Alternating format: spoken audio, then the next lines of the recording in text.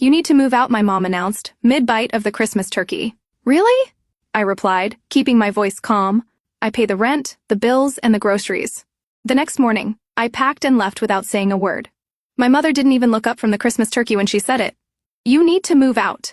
No frustration, no build-up, just a cold sentence dropped between blinking tree lights and the steam rising off the meal I paid for. My aunt froze mid-bite.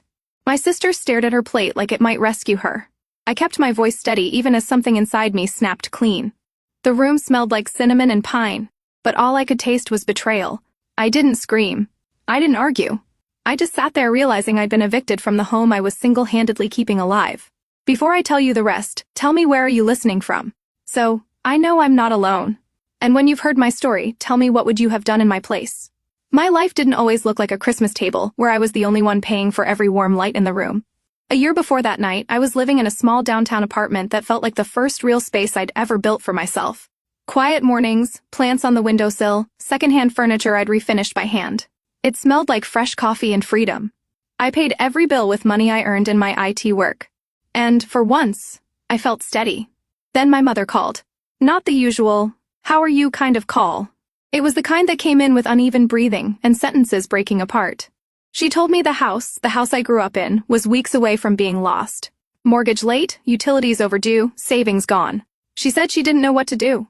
That house wasn't perfect, but it held the last pieces of my father. His handwriting still marked the doorway where he measured our heights.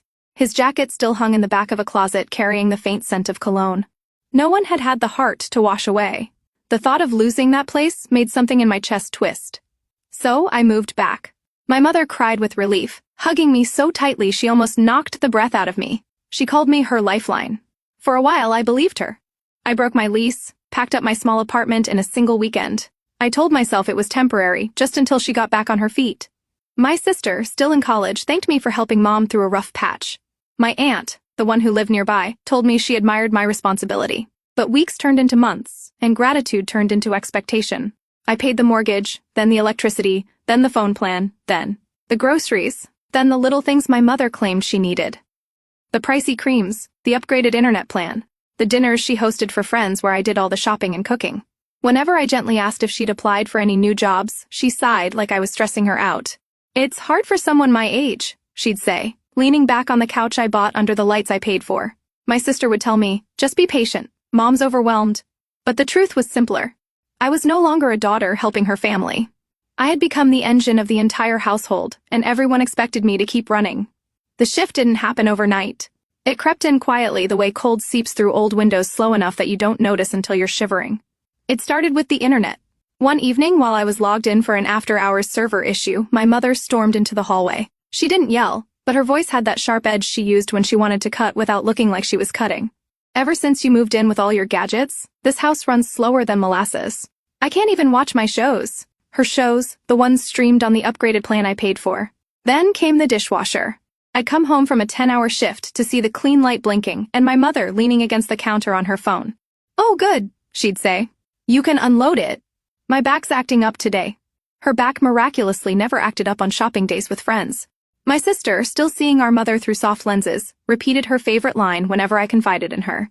"She's just stressed. Be patient." Patience was all I had left to give, and it was running out. By early December, the house didn't feel like the one I grew up in. It felt like something closing in on me. Every bill, every chore, every sigh from my mother thickened the air.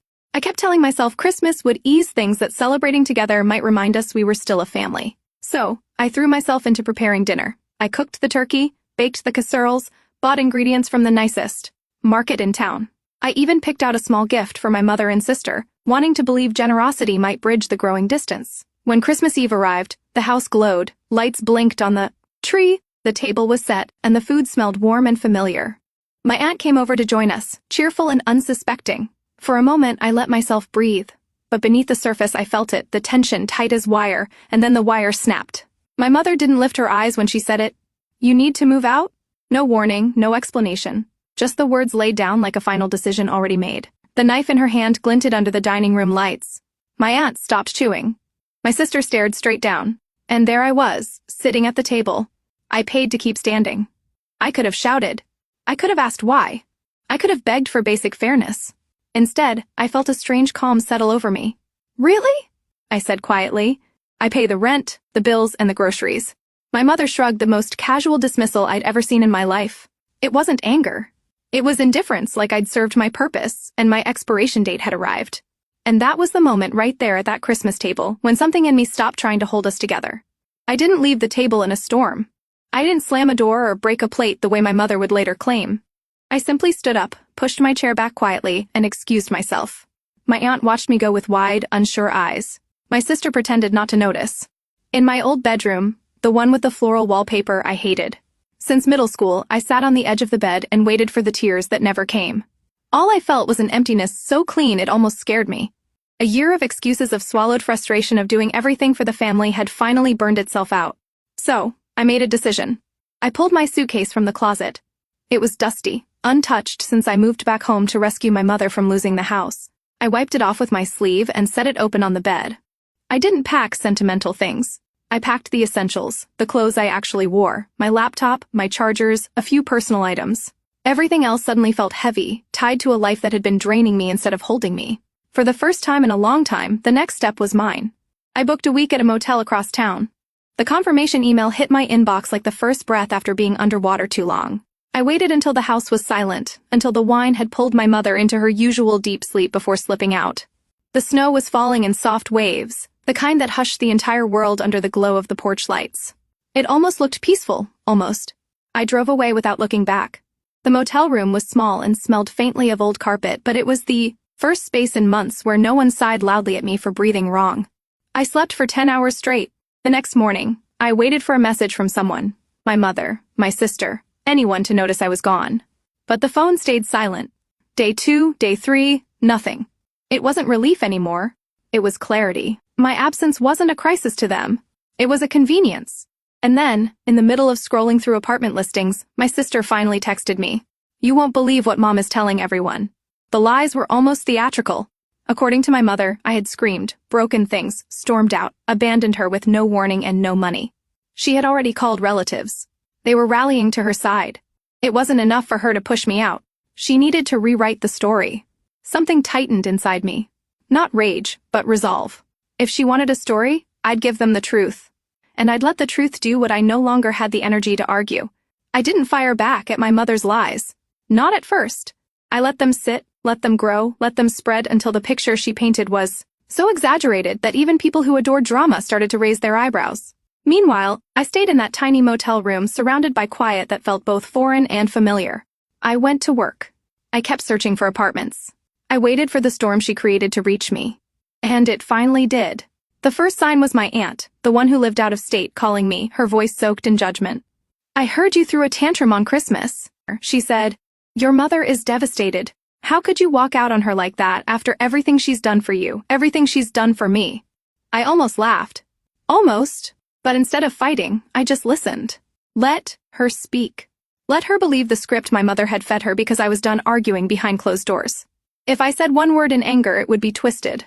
If I defended myself privately, it would be ignored. If I confronted my mother directly, she would cry on cue. There was only one thing I could do. Pull everything into the light. So that night in the motel's dim lighting, I opened my laptop and wrote a single post. No anger, no name-calling, no emotional language, just facts.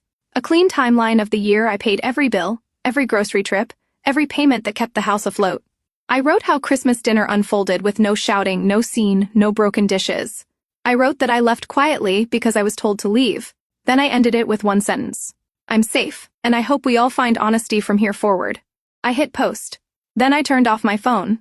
The next morning when I powered it back on, it nearly lit up the motel room. Notifications poured in. Texts, messages, comments, missed calls. The truth had cracked my mother's version right down the middle. My cousin, normally quiet, messaged first. "I'm sorry. I knew something was off. If you need anything, I'm here." Another relative wrote, "Your mother didn't tell us any of this. Are you okay?" My aunt, the one who scolded me 24 hours earlier, backpedaled instantly. "I didn't know the whole story." "I'm so sorry, dear. That must have been so difficult." My grandmother left a voicemail asking if we could talk. My sister sent a panicked text. "Mom is freaking out." She says, "You're turning the family against her." For the first time in a year, people were seeing me. Not the villain my mother invented, just me. In the middle of that chaos, my mother didn't call.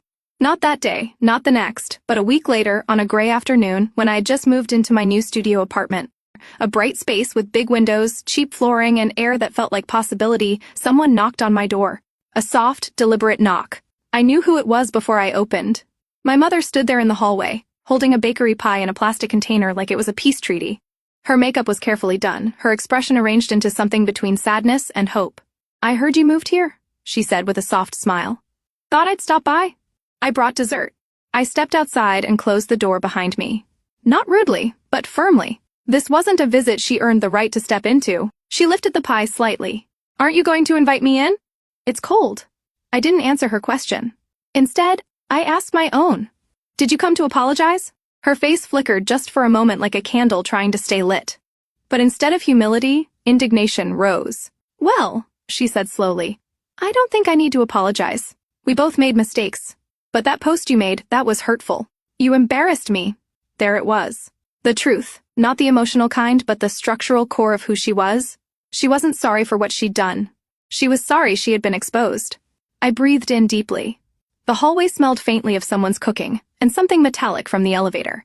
It felt grounded, real. "This isn't about embarrassment," I said quietly. "It's about everything you expected me to carry. It's about how easily you discarded me when I stopped being useful." My mother blinked, stunned that I said it out loud. She opened her mouth, ready to cry, ready to manipulate the moment back into her control, but I didn't let her. "This is my home," I said, still calm. "My life, and I'm done being your safety net." Her eyes hardened. "So that's it? After everything I've done for you, you're shutting me out." The irony almost stung. "After everything I did for you," I corrected. "You told me to leave." I simply listened. For a long moment, she didn't speak. She just looked at me. Really looked. Maybe for the first time in years. She saw someone she couldn't bend anymore. Someone who wasn't afraid of her disappointment, her stories, her guilt. She saw someone she couldn't control. I stepped back toward my door. "Take care of yourself," I said, and then I closed the door, not with anger, not with drama, just with finality. Through the peephole, I watched her stand there, stunned, holding the pie like she no longer knew what it meant. After a moment, she set it on the floor and walked away down the hallway. I didn't pick it up. Inside my new apartment felt warm sunlight drifting in through the window's walls, echoing with nothing but peace. I realized then this wasn't revenge. This was freedom. Life settled into something quieter after that day. Quieter but fuller. My studio apartment, small as it was, became the first place in years, where every bill, every object, every moment belonged entirely to me. I woke up to sunlight instead of sighs.